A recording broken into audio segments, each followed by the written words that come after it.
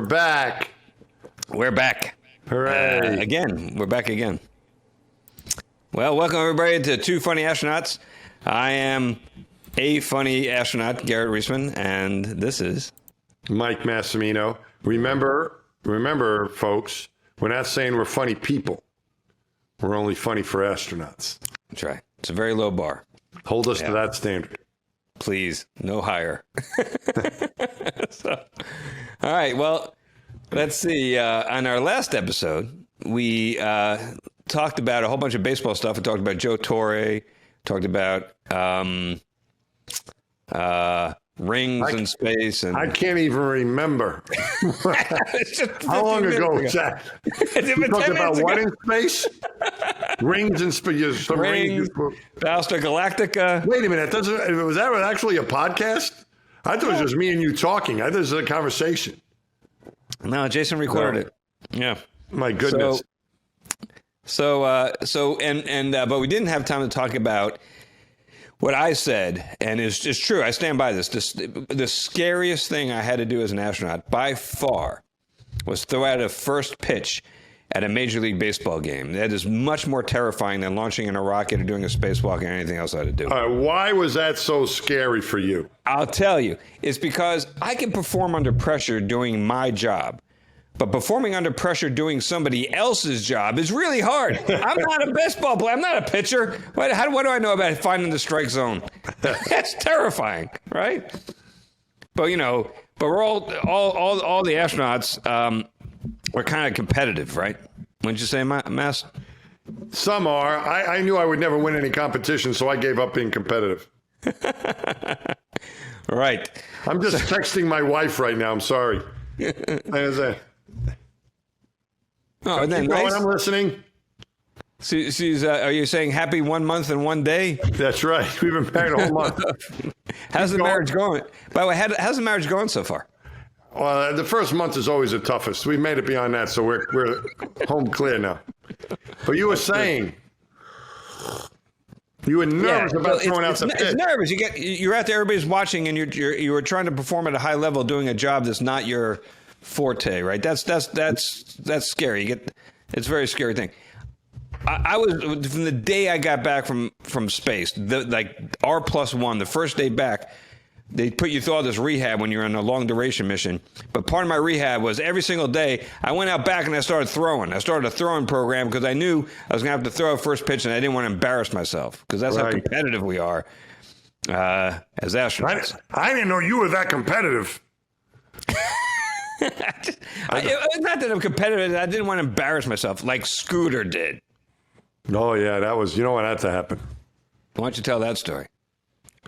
Yeah, well, okay. And you're talking about it being scary and, preparing for it. When I got to throw, I really prepared. And when I first got the first glimpse of this was we were new astronauts. And as part of our, when you're a new astronaut like you guys did and we did, all the classes do, one of the things you do early on is you go visit all the NASA centers around the country and say hi to people and you learn about what they do there. And one of the best trips is going to the Kennedy Space Center. And I remember going there in the beach house, which is like now it's turned into somewhat of a conference center, but it's a place where you can go to relax before launch and have gatherings and so on. So we were there and there was I don't know, what flight was ready to get going on that, but Brent Jett was there. And Brent Jett was a couple astronaut classes before mine and before yours even too, of course, right? And he had flown in space already once and he was getting ready, I think, to fly his second flight at this point. But he was like a cool customer, wouldn't you say, Garrett? Yes. I mean, just a cool guy. Nothing could rattle this guy. He was. In fact, he was so cool that a lot of people were intimidated. I remember in the very beginning, I was a little intimidated too because he's kind of enigmatic. He's kind of doesn't show emotion, just cool. Yeah, very cool. And I remember he said something to Sonny Williams once. He says, "I'm not aloof. I'm just misunderstood." But he's a very cool and very cool from the standpoint of wouldn't get excited or worried about everything. I think he was like number one in his class graduating the academy, the Naval Academy, number one in pilot training, test pilot. He was just, this top guy who would fearless test pilot, would never get rattled, right? That's a good description, don't you think, Garrett? I think so. Yeah, I think so. He was my boss for a long time. And he was what? He was my boss. I was in the advanced vehicles branch. Yeah. So, and he was a great boss, actually. I really enjoyed working with him. He's a great guy. And I like doing sims on him and flying in a jet with him. He was just really a great guy. But this is, I didn't really know him all that well at the beginning. And I was, just talking to him for maybe the first time. And he was, somehow we started talking about baseball. And he had flown, I guess a payload he had flown on his first flight. It might have been like a Spartan payload. They used to fly those things back then. This satellite would go out, they'd go and they'd retrieve it. It would take pictures or something, some kind of science instrument thing. I think it was run out of the Goddard Space Flight Center. Uh-huh. So the story he was telling me was he got to throw a pitch out recently at an Orioles game, because the Goddard Space Flight Center is near Baltimore, and the Orioles are from Baltimore. So he goes to this game, this like NASA night at the ballpark or whatever. And he said that he threw the first pitch out, and he's coming to the dugout, and Davey Johnson is the manager of the Orioles at the time. And Davey Johnson throws him a baseball and says, "Can you sign this for my kid?" And that's pretty cool. A baseball manager, former player, asked you to sign it. I thought that was cool. But he said the point of the story was not that he was doing this, was that he could hardly write because his hand was shaking. and I was like, what? Wow. And I'm like, my hand would shake when, I'm trying to work the elevator. But this guy, was Mr. Cool. How the heck is his hand shaking for this? And he goes, I'm telling you, I was really nervous. There's a lot to it. It's kind of a nerve-wracking thing if you're not used to that. And I remember that story. And then when I got assigned to fly in space, and we were going to, I love baseball, and the people at Goddard that we worked with from the Hubble mission love baseball. And so we arranged to have this NASA night at the ballpark, and the crew was invited. And we got invited to throw out this first pitch. And Scott Altman, our commander, because being a commander, he's the guy that's supposed to throw out the first pitch. So I was like, Scooter, look, I know you played baseball, you've thrown things around in your life, but Brent said, of all people, Brent was nervous about this. I think you need to practice. He's like, oh, no, I got it. I go, I don't know. I think you need to get ready. And I took a baseball with me because he didn't want to take one. And we didn't have any gloves or anything. He just threw it outside of the building at Goddard in the parking lot before we left. He's throwing it into a bush, into the side, and I'm like, I think you should really, he goes, I got it, don't worry about it. He's really calm and cool about this. And I go, Brent had trouble, and he's like, oh, don't worry about it. That's true. So I was like, okay, we'll see. So we get to the ballpark, and he's on the mound. And it's not a professional baseball player that's going to catch this pitch. It's the Oriole mascot, who's a guy dressed up like an Oriole. It's a human, but he's got this gigantic head thing, this big Oriole thing on him. And he's got his glove is not even like a real glove. It's like some plastic thing, that he has. It's like it's just not the kind of person you throw, not the kind of... throwing to the mascot is not a bargain in this case. You want a professional player that can catch a ball that maybe is a little wide.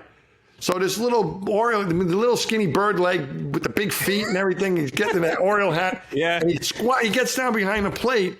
And then I guess, and he couldn't see directly he couldn't see straight with this thing because I guess the beak of the eyes are in the way.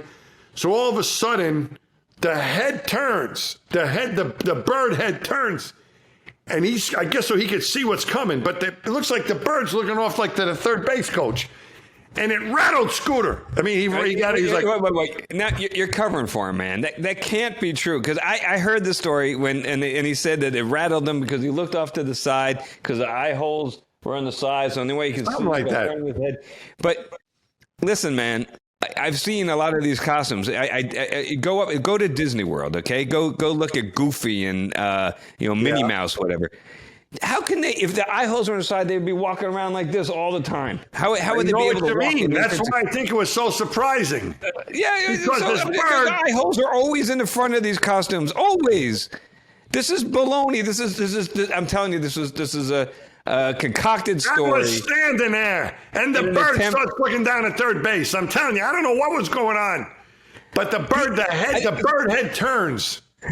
The beak with the little Oriole hat on it, you know, and the little face of the bird moves. And you're looking at the side. It wasn't like a 90 degree. It was like about a 30 or 40 degree. I don't know why, but his head turned. I assumed it was because he couldn't see out of the thing, and a baseball was going to come in his direction.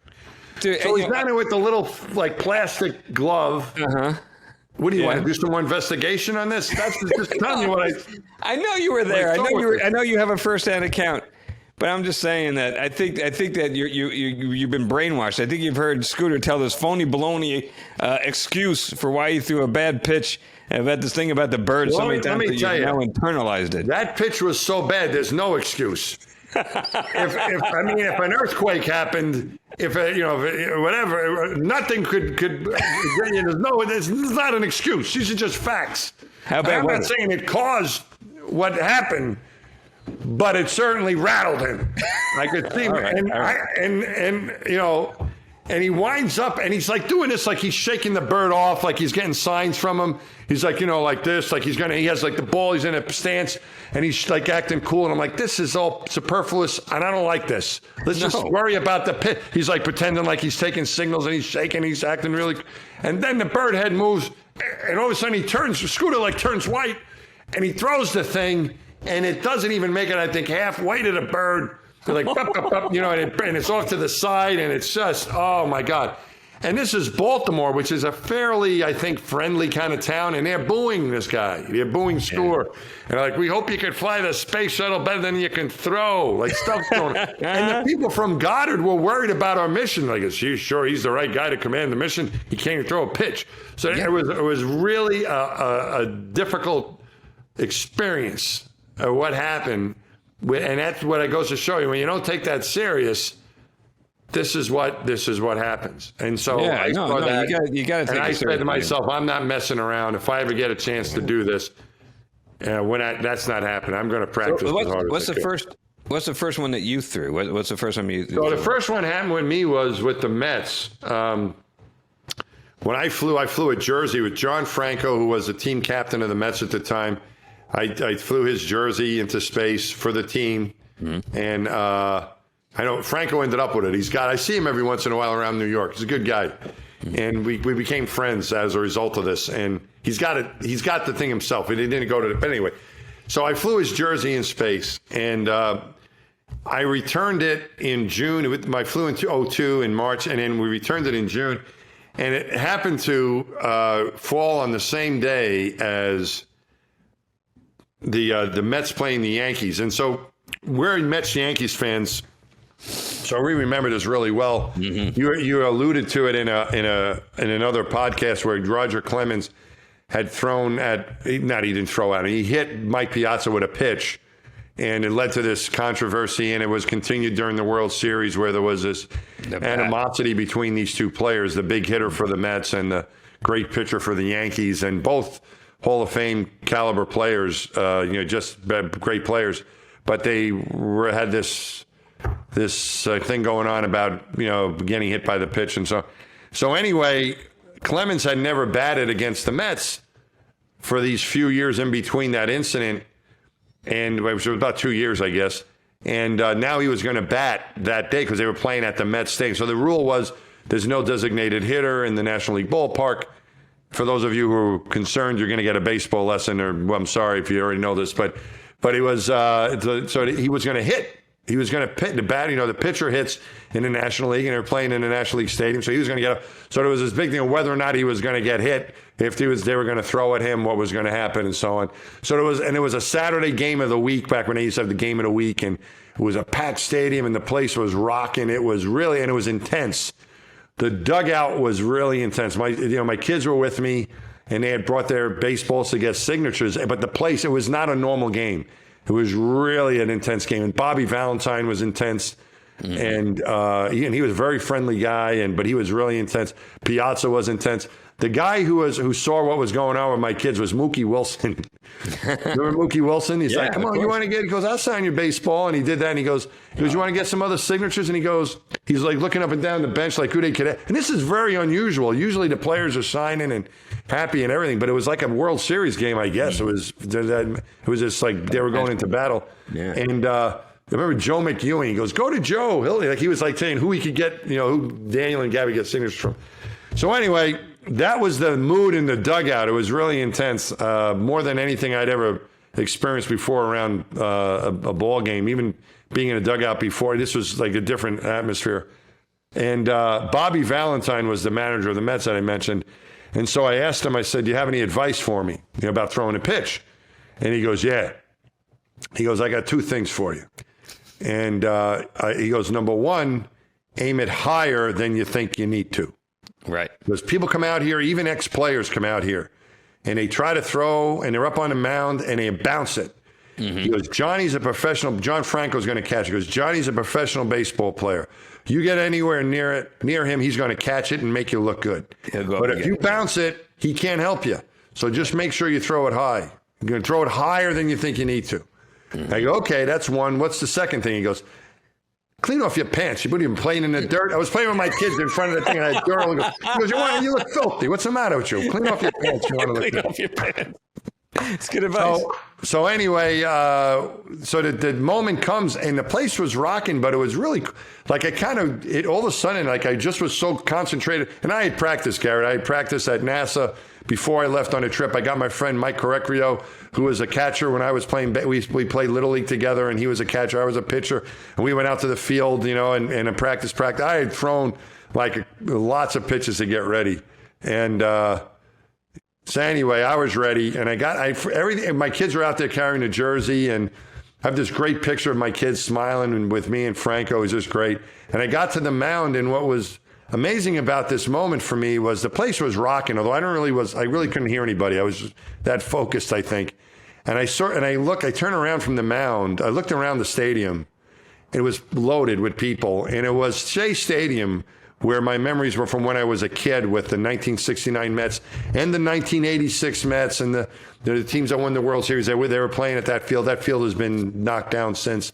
Mm-hmm. But it was still there, of course, when I did this. And I remember looking around and looking at the center field fence with 410, which was the mark, the distance, and looking back at that catcher and looking at John Franco just smiling, his huge smile, and just pounding his glove, looking at me like, whenever you're ready, like that kind of thing. And I was like, this is quite a moment. There were those moments that you have in life that are just extraordinary. And this was one of them. I'm on the mound at this stadium that I went to as a little kid, rooting for Tom Seaver, that same spot where Tom Seaver threw, and Nolan Ryan, Jerry Kuzman, all these great pitchers the Mets had had. And there I am looking at this, that down at that catcher. Everything was the same that I'd seen on TV from that scene before. And, we took the wind up and threw it from the mound. Wham! Real experience, huh? It's What's like that? It's a real surreal kind of dream. It was surreal. It really was. Yeah. And I threw the ball well enough that it was, easy to hit, but no, it was no batter. And Johnny caught it. It was a strike, and he came out. He signed the ball for me, and I gave him the jersey. They gave me a jacket, the Mets jacket that I still have, and that was it. And then we watched the game. So that was my experience, my very first pitch, and it was great. It was great because it was back at Shea Stadium, which no longer exists. So yeah, that was my first experience. Was that? How about you? Well, my first one was kind of similar. It was at Yankee Stadium, in the old Yankee Stadium. Mm-hmm. Same kind of deal, cool. Actually, in a lot of ways. So I flew all the stuff for the Yankees, and we actually. Let me back up. My first pitch was actually a virtual one. We filmed it on the space station. So I was in a Yankee jersey, Yankee hat. And I threw. We had a ball up there, actually, that is, for all I know, it's still up there somewhere. Mm-hmm. It wasn't a real ball. It was like a little toy ball. But and the great thing about throwing out that first pitch from space is, one, I got a lot of heat on it. It was a 17,500 mile an hour fastball. That was pretty cool. And then secondly, you can't bounce it. There's no gravity. It's not going to bounce. You don't have to worry about that. So I just threw it, and I threw it right at the camera. It actually hit off the lens.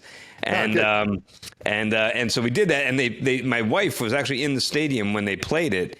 I was still up in space, and they played the video on the giant jumbotron in center field in Yankee Stadium, and that was their first pitch from space in Yankee Stadium. But then they came back. I was going to do it for real. That was during the final season. Was that when that was, or in the stadium? It was in the spring of 2008.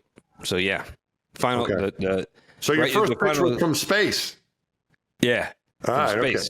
Cool. But then they came back, and now I'm now it's the end. The same season. It's still 2008. And I'm in New York, and I'm nervous. I'm a nervous wreck, because all the stuff was in before. So the day before, I went out to Central Park, and my wife caught me. So we went out there, and I just threw a ton. And then my arm is like sore. I'm like overdid it. And then I get to the stadium, and it's the old stadium, in the last year, and I'm down there near the clubhouse, and we're gathering around. And I'm with the Yankees PR guys, this guy Zillow I talked about before, Jason Zillow. And I said, can I warm up? I threw this morning, but I really, I'm a little stiff. I really need to warm up a little. And they're like, yeah, we'll fight. So the only thing down there was like this old storeroom. So we go into this little tiny cramp because there's not much. The old stadium, it was all really tiny down there. Like all the spaces are really small. It's also in New York.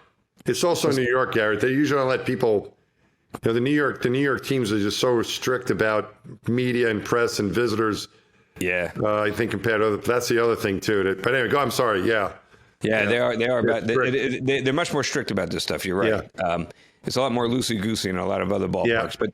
Yeah. So I'm down there, and they're getting ready to play. And so I'm in this little tiny room, It's like the size of like a bedroom, and there's pipes hanging down from the ceiling. So I can't put any arc on the ball. The guy's standing 15 feet away from me. I can't put any zip on the ball because I'm gonna knock the guy down. So it was a disaster. And I'm like, hey, this isn't working. Can we go out? And the guy goes, well, why don't we go out into the hallway? Maybe we throw in the hallway. I'm like, yeah, that'd be better. Yeah. So I open the door and I step out, and I'm wearing my blue NASA flight suit. I got a Yankee cap on, a glove, and a ball. And I take one step out there, and I look up, and there's Derek Jeter. No way. And he's walking. He's got his bat under his arm. He's putting on his batting gloves. He's going to the cages to take some swings before the game. And he looks at me, and he's got this look on his face like, what the hell is this? Like, what's this guy doing here wearing a Yankee hat and a NASA? And he's like, give me this look like, what? And I kind of froze. And in the last episode, I was talking about my mom. All she can get out of her mouth when she saw Roger Clemens was, you're so big. Yeah. Well, the only thing I could say, so I saw Jeter, and the only thing I could think to say was, how you doing? So that's what I said. And then he looks at me and he gives me one of those, smirks. He little smirk. He goes, I'm doing good. How you doing? And then he just kept walking. That was it. And then I'm in the dugout, and the whole team is there, and they start the music. They're going to introduce the team, and the music starts up, the dun dun dun dun dun, dun whatever, and they say, ladies and gentlemen, your New York Yankees, and they all start running up from the dugout, taking the field, and Zillow's like, go. I'm like, what? He's like, yeah, go, just run out there. And I'm like, now? He's like, yeah, now. So I'm like, holy crap. So the music's still playing. I'm like, after the last player goes out, I go out. And I'm taking the field with the New York Yankees. It was like one of those dream come true moments of my life. I'm actually taking the field. Yeah. And I run out there, and I run out to the mound. And I look up, and there's A-Rod at third. There's Jeter at short. I'm looking around at all these players that are all, my heroes and everything. And there's Andy Pettitte standing right next to me, waiting for me to do my thing so he can do his job, right? Mm-hmm. And he's like, come on, get on with it, kid. So I was like, all right. So I got out there, and then they introduced me, and they said, Garrett Reisman from Parsippany, New Jersey. I forgot to mention. This was a game. It was a Sunday afternoon game against the Red Sox. Mm-hmm. Wow. So I figured, okay, I'm going to do this thing before the game. Everybody would be up getting hot dogs or whatever, and they probably won't even get into the seats until like the third inning. Yeah. So nobody's going to notice, and the pressure will be off.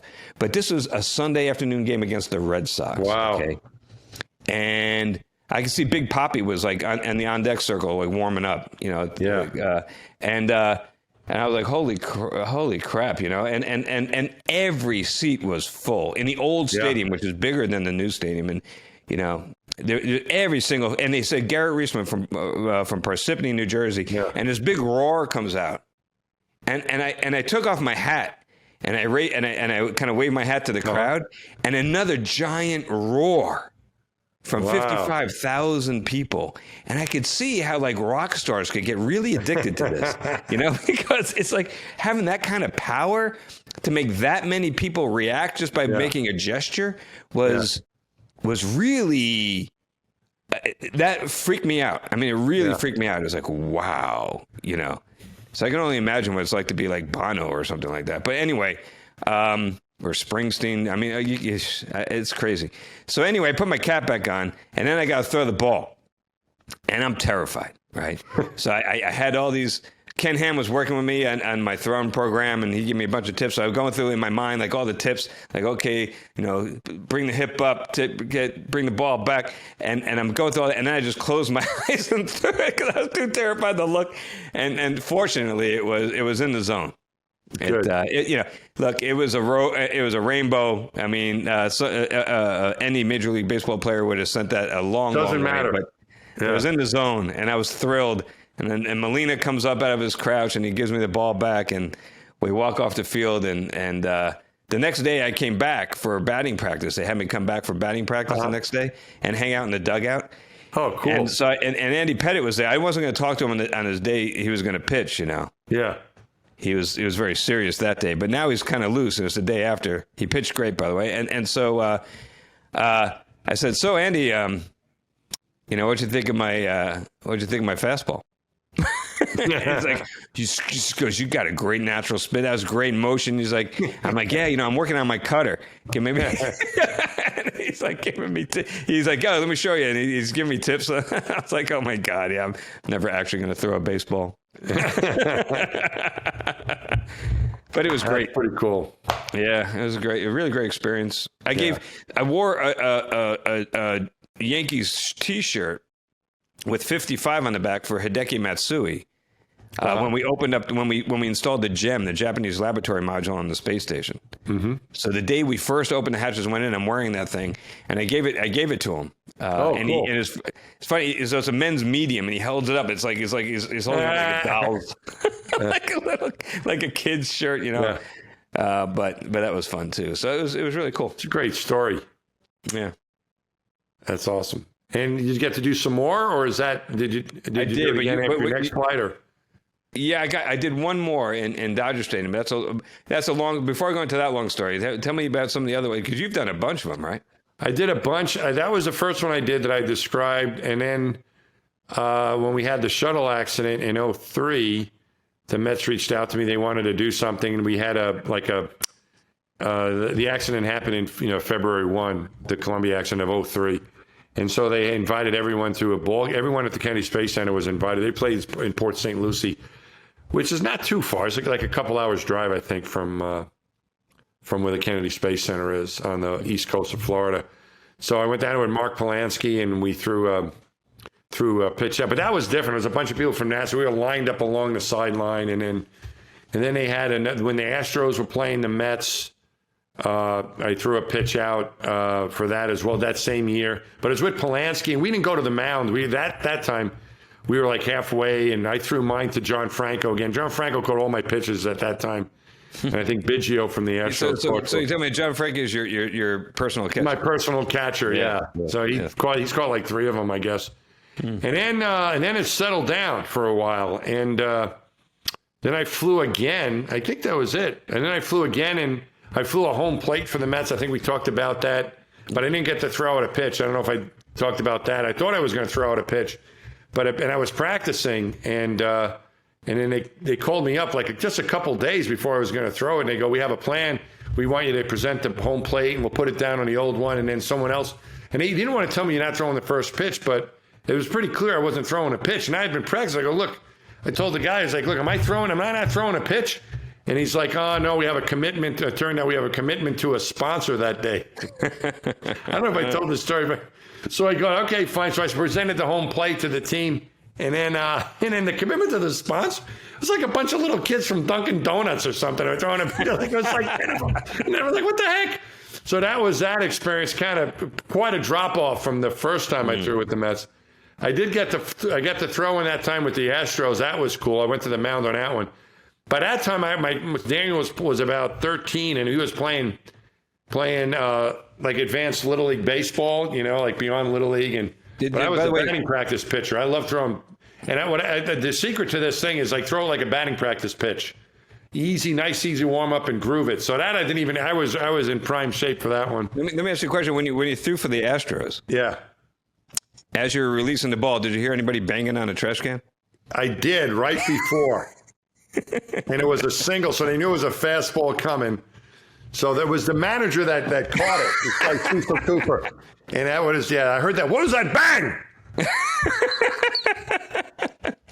Mike L.A., who's a friend of ours, is going to fly on the Axiom 1 mission coming up, is actually living in a building very close to the Astros ballpark in Houston, and there's a whole lot of the Astros personnel there. Yeah. And he tells me this, and including he saw Reggie Jackson, because Reggie Jackson is now actually a consultant for him. Uh-huh. So I said, well, that must be nice, except one thing. And he goes, what's that? He goes, well, I said, how do you sleep at night with all that banging going on? Yeah, man, never mind the lights or the crowd roar. It's like, I was banging it. Yeah, no, it was before any of that was going on. Yeah. But I'll tell you the two interesting ones I want to tell you about since I left one of them happened right before I left the office. I was invited to do something at Detroit. Bill Prady, who has the Big Bang, he's a Big Bang Theory creator, is a big a Detroit Tiger fan, and he knows people with the Tigers, and they were looking for an astronaut to come speak at a space day at the ballpark. And so I was like, fine. But there was nothing about just speak to these kids before the game was a day game and go enjoy the game and go home. So that was the gig. So I go and I speak to these kids. The kids are in the stands, and I'm in talking. And then the guy, that's it, that's fine. This guy comes up to me and says, the guy who was arranging it says, we have a surprise for you. And I go, what's that? He says, you're going to throw out the first pitch today. I'm going with this game? And he goes, yes. I go, I have a surprise for you. I'm not throwing out the first pitch. I hadn't thrown a Garrett. This time, Daniel was already in college. I hadn't thrown a baseball probably in a couple of years because I used to play catch with him until he was about 14, and then he got into other sports and stuff. And so I hadn't warmed up. Are you talking about warming up and everything? I go, I can't. There's no way. He goes, oh, you can do it. You don't have to go to the mound. I go, no. And then I go, I'm not doing it. I haven't warmed. He goes, we'll warm you up. I go, you promise? Because we'll warm you up. So I'm like waiting around. I go, when are we going to do this warm up? And it's like what you were saying. I ended up in the hallway. I couldn't even see the guy. And these hallways, it was a new stadium in Detroit. So it's not like these old, the hallway went on for like 200 yards. So of course the first one I threw probably hit the side, went by him, and now he's got to chase it. So it's like, this is ridiculous. Yeah. So he's like, don't worry, you don't have to go to the mound. And I go, I hate to do this, but I'm not going to the mound this time. I'm going to stand in front of the mound. He goes, stand in front of the mound. So I'm in front of the mound, and they have like these cheerleaders behind me. They're like the Tiger cheerleaders. And they had the mascot, who's a tiger, right? A guy in a tiger suit. His name is Paws. And, for a ferocious animal that the tiger would be, he's a very cuddly looking, like a nice, he's big paws on. His name is Paws. He has like a tiger hat on. And these cheerleaders are behind him. And they're like, and they gave me these pictures that were taken from behind the plate. You can see the story told in pictures. I can share with you. But... and they have a player, some guy was like a backup shortstop or something is going to catch this ball. And Paws is behind him. I can't see Paws. So I go into this wind up, and you can see like in the pictures, the girls are cheering and Paws is like clapping. And then all of a sudden the pitch goes, and you can see I deliver the pitch, and it's coming, and the guy's set up behind, and everyone's excited. And then the ball starts going wide left. Right, so you can see like the players start to get up, the ball's going wide, Paws is not clapping anymore, the girls stop the cheering, then the ball's so wide you see the player like extended, right? I'm looking like, oh my God, what did I just do? Paws is like this with his paws over his head like this. He doesn't want to look. The girls are like horrified, and the thing bounces, and the guy catches it. But he had to dive for it, and he, it had a big scuff mark on it. So that was the second time. The third time, that was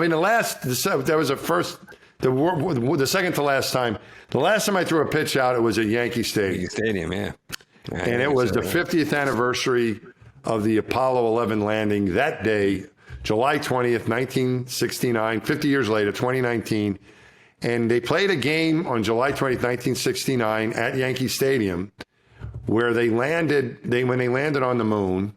Actually, I guess when they landed, maybe they were still playing the game, but not during the walk. I don't know how the timing worked out, but that day there was a game at Yankee Stadium, and they showed how they commemorated it when they landed and so on.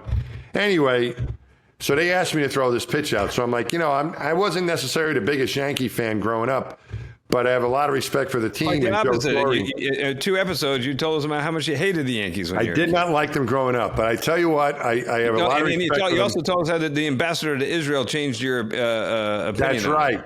He showed me how to be mature about not liking people. So about not rooting against a team. But they were just great. I mean, and they set us up in a nice suite, and they gave me a jersey. And I knew I had to start practicing, but Garrett, my arm was killing me. This has been a very long time. I don't know what happened, but all the NBL runs or something, I think I have a slight tear in my shoulder that I never got fixed. And I was practicing. I was dying, man. I couldn't even get anywhere close to the plate. It was just killing me. I couldn't even throw the ball as I was practicing. Terrible for days ahead of time. Finally, the day before I'm going to throw this pitch, I go down to Riverside Park, and I figured out a way to do it. It was like, move your leg here and throw it like as high as you can, high as you could, and it somehow came close to the plate. So same issue now. I'm going to go there, and I need to warm up, and there's no warming up at Yankee Stadium, right? No. But luckily I knew the clubhouse guy through Joe Torre, and he let me throw on the sideline with one of the bat boys, and everything was going fine. But I still was a little worried because about 2 days before the day, I get a call from the Yankees PR guy, and he goes, Mike, we have some very exciting news. I go, what's that? He goes, the guy on the mound back in 1969 pitching for the Yankees when they landed on the moon was Jack Aker.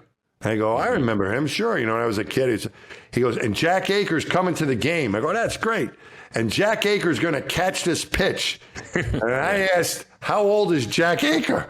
Jack Aker, now he's like in his 80s. He's in his 80s. And I go, how's he doing? He goes, no, he's okay. Because I'm expecting I'm going to get a professional player that's going to dive for it and catch this thing.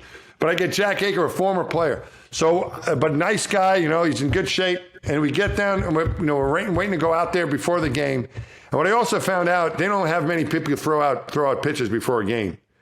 They told me, like in your case, what you did, not very many people. They don't do that every game. They only do it a couple of games a year. Pretty rare at Yankee Stadium. Yeah, it's a huge deal. So I didn't even realize, wow, they did it for the moon landing. They did it for you. They don't do it for just anybody. It has to be a big event, right? Not us, but a big event. They did it for President George W. Bush after 9/11. There you go. That's a 9/11. You know what Jeter told him before he went out there? He was wearing a right after 9/11, he was wearing a bulletproof vest because none of us knew if another attack was coming. You remember? Right? Yeah. And they figured that would be a big target. And he goes out there, takes the mound, and he's going to throw his first pitch. And on his way out there, Jeter says to him, "Don't bounce it. They'll boo you." Is that what he said? They'll boo you. He didn't bounce it though, did he? No, he didn't. No, he didn't bounce. He did. No, he threw really. So I get out there, but I'm standing next to Jack, and I'm holding the ball. Right, I warmed up. I'm standing next to Jack Aker, this ex-Yankee, nicest guy. Used to be a pitching coach too, and so he was trying to, he didn't give me any tips. So, but he said to me, he goes, Mike, after you throw, are you going to want that ball? And I'm like, yeah, I would love to have it, Jack, but if you want it, you can have it. And he goes, oh, no. I don't want the ball.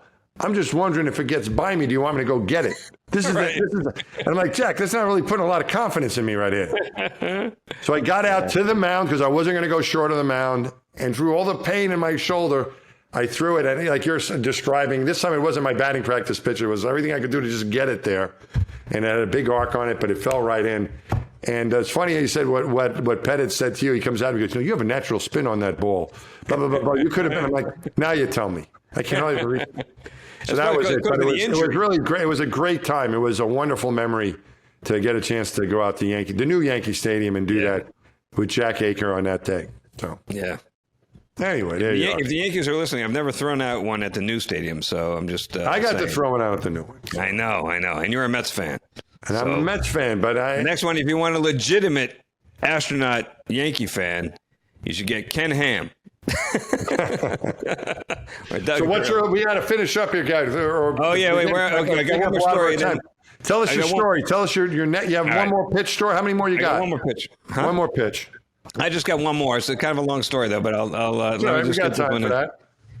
So this is what happened. So I'm going to throw out one for the Dodgers. I'm in L.A. Cool. Dodger Stadium. Yeah. And I show up to throw out my first pitch, and the people there are like, yeah, that was the plan, but we got somebody else. See, that's what happened to me. Was it a Dunkin' Donuts kid?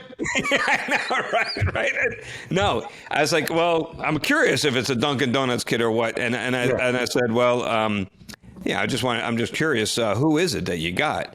And they said, well, we got the chairman of the Joint Chiefs of Staff, Admiral Mullen, Mike Mullen, is going to throw out the first pitch. And I was like, I get it.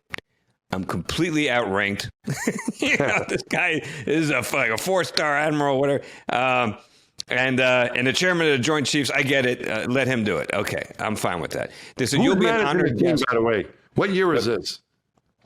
So this, I'm thinking, this is probably like, this is after I came back from my second one. So this is probably 2010, summer of 2010. So Joe Torre's still managing the team. Yes, and when this was all over, I went into the clubhouse and hung out with him and Mattingly, and I gave him back his ring. That's actually what it was there for. But before that, I was going to be throwing out the first pitch. But now I'm not throwing out the first pitch. Now they said, you're just going to be an honored guest. I'm like, okay, fine. You should have done right there, Gary. You should have said stuff like, oh, man, I could throw 100 miles down with fastball, but that's okay. Doesn't matter. You sort of got cocky with him. All right, I can't. Wow. You sure I can't throw? Oh, I would have been no problem. No. It's a good thing I didn't get all cocky, because when I get out there on the field, and now it's like about a half an hour before this whole thing is going to start, and they come up to me and goes, you know what? We're going to have 2 first pitches. So the Admiral will throw one. Yeah. Oh no, you'll throw one, and then the Admiral will throw one, and that it'll be. Yeah. It will go in that order, and I'm like, okay, can I warm up? And they're like, no. They're just like Yankees. They're like, no, you can't warm. You can't warm up here. This is a major league field. You can't get on the grass, and you can't warm up. So I was like, all right, but I'll throw the pitch. All right, I'll do it. And they said, listen, you have your choice. Okay, you can either take the mound, or you can throw from flat ground in front of the mound. No, your choice. Okay, so I'm no dummy. All right, my mama didn't raise no dummy. She told me, respect the chain of command. So I walked up to the Admiral and said, hey, what do you want to do? You want to throw we have our choice here. We got mound or flat ground. What do you want? And he said, well, I was just up in the booth with my friend Vin Scully. Oh, yeah. And the advice I got from Vin Scully was, clean off your pants. Throw it higher. Throw it higher. Now, the advice I got from Vin Scully was, whatever you do, do not throw from the mound. He said, if you're not used to it, if you haven't been practicing on it, you're going to come downhill. You're going to throw a lawn dart. It's going to go right into the ground. Yeah. Boom. It's going to be embarrassing. Don't. If you're not practiced at it, don't do it. So I said, okay, sir, I get it. I could actually throw out from center field if you want, but since you can't, sir, I'll throw from over here, wherever you want. You want to do it underhand? That kind of. You could have got cocky with it. Yeah, I should have, but he's kind of intimidating. He's the chairman of the Joint Chiefs. Yeah, I could have you. You don't want to mess with a guy like that. He could certainly have you exiled. He could call in an airstrike. Yeah, you don't want to get cocky with that guy. No, you could have said it behind his back, though. You could have went to the Dodgers and said, "Hey, I wanted to go to the mound, but no." Yeah, I know this guy up. Yeah. So I'm like, okay, I got it, sir. We'll do that. We'll throw from the flat ground. So we get out there, and the music starts up, and the whole ceremony begins. And I'm standing right next to the Admiral, and they say, now, ladies and gentlemen, to throw out our first pitch today, let's put your hands together for actor Michael Chiklis. What? And I'm like, what? And I'm looking at the Admiral. He's looking at me. And Michael Chiklis literally comes out of left field. I mean, no kidding. He came out of the left field stands. Yeah. So he comes out and he goes and he runs out. He's wearing a Dodger jersey. He's got his glove, and he runs up there and of course, he takes the mound, right? And he takes the mound and he throws a pretty damn good pitch. All right. And I was like, oh man. So now what do I do? Oh, that's a dilemma. It's a moral dilemma, right? And I'm looking at Michael Chiklis. I'm looking over at the Admiral. And the Admiral's like looking at me with like, don't you do it. Don't you do it. But listen, I'm an astronaut, okay? I can't let an actor show me up. Right? I can't do that. So then the music starts up. Now they're calling my name. And I go out there, and of course, I take the mound. All right? Good. Michael Chiklis. I can't let him. So I take the mound. And I threw my pitch. It wasn't bad. It was a little low in the zone. And to this day, I'm really mad at Ellis. Ellis was a catcher for the Dodgers back then. Yeah. And the guy's a professional athlete, all right? He short hopped it. You know, so my ball, it cleared the plate in the air, but it hit right behind the plate. And he short, hopped, it went right, boom, boom. Right, he goes down on his knees and everything, or did he? Yeah. He was down on his knees. I'm like, hey, you're a pro. You're a professional major league ball player. How hard is it to go like this and just like move your hand forward a little bit? Now I got a scuff on my ball. Take a couple steps forward. A couple steps. All you have to do is lean a little bit. For crying out loud, you know. I mean, come on, Ellis. If you're listening, Ellis, I'm still mad at you. I have the ball and it's still got a little scuff mark on it. It doesn't have to. But it was good enough, you know. Look, it crossed the plate in the air, and it wasn't. I didn't embarrass myself. So now I'm walking off the mound, and I'm looking, and the Admiral is just like fire coming out of his eyes, like shooting dart, like you, Reisman, and now he can't let an actor and an astronaut show up the chairman of the Joint Chiefs of Staff. Right? You can't do that. So he takes the mound, despite all of his better knowledge and warning and advice. Takes the mound. He rears back. He throws. Boom! What happened? Didn't even make it halfway to the plate. Oh, gosh. Like a complete lawn dart, just like Vince Scully warned him was going to happen. Ellis comes out of his crouch, walks halfway to the mound, picks up the ball, hands it to him. It didn't even reach the. It didn't reach the plate. No, it didn't reach the plate. It's stuck in the dirt. Like I'm telling you, it was like a boom. Like the ground screw had to come out. Yeah, they had to bring out shovels. They had to dig it out. Yeah.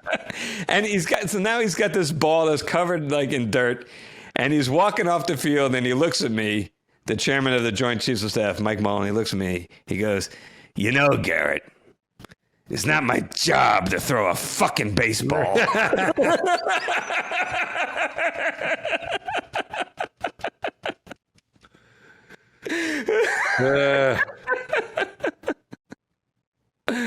Yeah, that was it. Yeah, so that was the last time. Yeah, that was the last time I threw a first pitch. Yeah. Yeah. Wow. Well, it's a terrifying yet really memorable moment. If any of you ever get invited to throw out a first pitch, yeah, don't pass it up. Don't pass up, but practice. Don't pull a scooter. And try to go to the mound if you can. You want to make the most of the opportunity, especially if an actor is going to show you up. Yeah, that's Michael Chiklis. All right, man. I think we should wrap it. What do you think? Yeah, we should wrap it there. I think that was good. Thanks for listening, everybody. I hope you liked it. I hope you liked it too. Yeah. Hey, one more. Do you remember when I first showed up? So in my first year as an astronaut, probably your third, I guess. Do you remember they had all of us come out to? It was the last season in the Astrodome. Yeah, it was in 2000. Yeah. I'll tell you what that season was. I think we could look it up, but I think they opened the ballpark in 2000. So it must have been in 99 or something. Yeah, I think it was 90. It was before 2000. I think it was 99. Yeah, 99. I think it was opening day 1999. Yeah, 99. Maybe. Yeah. And I remember we're all of us. There was a whole lot of us. There was about like 50 or 60 astronauts. Yeah. And we're lined in the base paths, right? Neil Armstrong threw out the first pitch. And Neil Armstrong threw out the first pitch, and that was really cool. Yeah. Yeah. What are you going to say about it, though? There's something I remember from that. No, that's it. I just remember. What I remember is I think that what they told us to wear. They told us to wear like a flight a shirt, like a polo shirt from one of our missions. Or if you hadn't flown in space like I had, was wear your class shirt that said, Group 16 or sardines or whatever you guys had, penguins or something. Mm-hmm. So that was what we were supposed to wear. So all of us did that except one guy. Who was that? Steve McLean. Came in full flight suit. So he's wearing this massive flight suit. He's the only one. Wearing with the Canadian flag because he's a Canadian astronaut on his shoulder. Yeah. And everyone else is standing like with jeans and a polo shirt. And you got one guy who apparently was getting ready to jump in a T-38 and go do something. So he was there the whole time, as he goes, oh, I guess I didn't get the memo. I just assumed we're supposed to wear, the great thing about Steve is the next day, he probably forgot all about it. The next day, I don't think he realized he was wearing anything different. I don't think he even noticed. He was like, I don't know, I was wearing this and I didn't know, I don't think he even noticed. I think it's everyone else. Everyone in the stands like, oh, there's only one real astronaut there, the guy in the flight suit. That must be Neil Armstrong, the guy with the... Why is Neil Armstrong? I didn't know he was Canadian. Yeah, that's what I remember about that. Yeah. Yeah, I forgot that bit. Yeah. Yeah, it was special, though. Yeah, that night I spilled beer on Ellen Baker by mistake. She got mad. I don't blame her. Yeah, before I got to know her really well. But she was okay with it, sort of. I felt bad. Yeah. Yeah. Oh, well. But yeah, I remember that. We should wrap this. We're going way over. Yeah, let's go. So with that, hope you enjoyed our stories about first pitches. And thanks for tuning in. Thanks, folks. And appreciate you listening. Garrett, it's been fun. Thanks for sharing all those stories. Yeah, it's good to be back in the saddle doing these again. This is great. All right, till next time. 2 Funny Astronauts signing off. Take care.